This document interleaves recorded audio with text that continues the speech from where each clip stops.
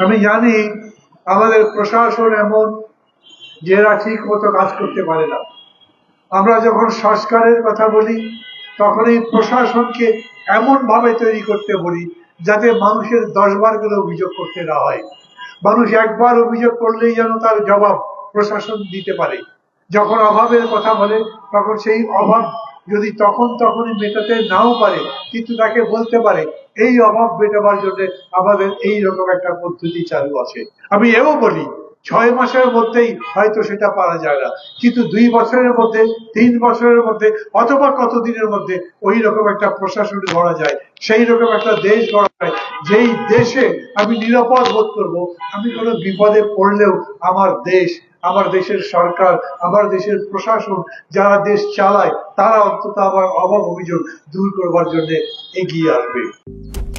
Malaysian প্রযুক্তিতে তৈরি অত্যাধুনিক cleaning machine modern vacuum cleaner যে কোনো ধরনের ধুলো ময়লাকে পরিষ্কার করে ঘরকে করে তুলুন চকচকে ও আকর্ষণীয়।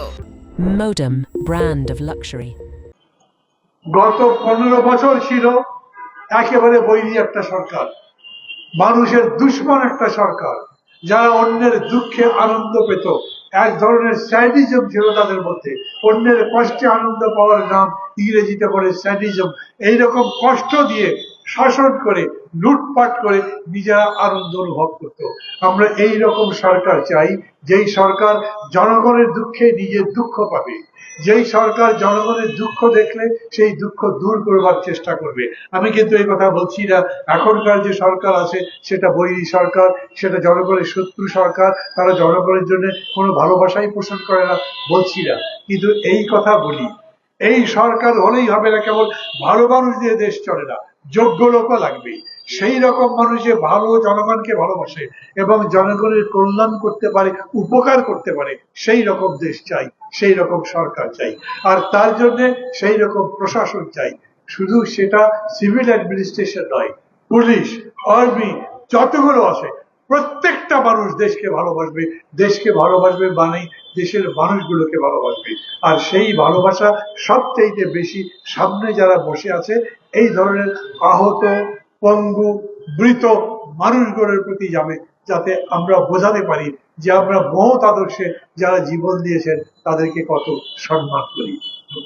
ধুলো, ময়লা ও ক্ষতিকর ধূলিকণা থেকে নিমিষেই মুক্তি দেয় চৌধুরী এয়ার পিউরিফায়ার। এর শক্তিশালী সাকশন ঘরের কোনায় কোনায় লুকিয়ে থাকা সকল ধুলা টেনে ফিল্টার করে এবং বের করে আনে নির্মল ও স্বাস্থ্যকর হাওয়া।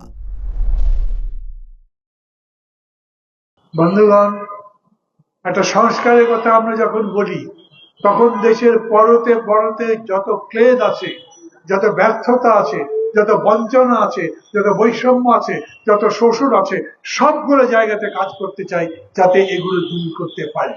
এবং এই কাজের নামই হচ্ছে দেশকে ভালোবাসা, দেশকে গড়া।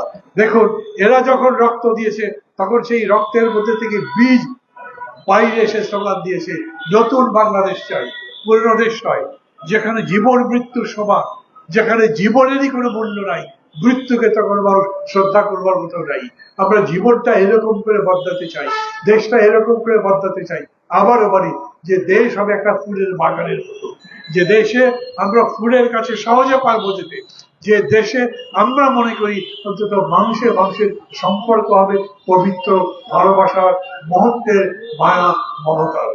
সেই মমতার আহ্বানে, সেই মমতার ডাকে সাড়া দিতেই আজ আমরা এখানে আছি। আমি ঠিক জানি না এইরকম কতগুলো মানুষ এখন পর্যন্ত রাষ্ট্রের কাছে, সরকারের কাছে কোন রকম সহযোগিতা পায়নি। আমি একই সঙ্গে বলছি, এই জন্য সরকারকে আমি কাঠগড়াতেও তুলছি না, কিন্তু সরকারের কাছে দাবি করছি যত তাড়াতাড়ি পারেন আপনারা করছেন, একেবারে করছেন আমি তা বলবো না, কিন্তু সেই করা যথেষ্ট হচ্ছে না। গতকালকে আমরা প্রধান উপদেষ্টাকে দেখেছি, কিন্তু তারপরে আজকে তাদেরকে দেখবো কেন? তাহলে আমরা একবার দেখতে চাই প্রধান উপদেষ্টা যখন বলবেন, যখন প্রধান শাসক যারা দেশের শাসন করছেন তারা দাঁড়িয়ে যখন বলবেন এদের দায়িত্ব আমরা দিলাম, তখন আমাদেরকে আর রাস্তায় দাঁড়াতে হবে না। আমাদের কাছে তারা আসে। কেন আসে? কারণ তারা হয়তো সরকারের কাছে যেতে পারে না, প্রধান উপদেষ্টা পর্যন্ত পৌঁছাতে পারে না। কিন্তু আবারও বলি, আমরা এইরকম একটা দেশ চাই যেখানে জনগণের সাথে সরকার প্রধানের মধ্যে এরকম একটা সিঁড়ি থাকবে যাতে সরাসরি তার কাছে যাওয়া যায়, সরাসরি তাকে বলা যায় রাষ্ট্র এবং সরকার জনগণের সেই কল্যাণের চেষ্টা করে।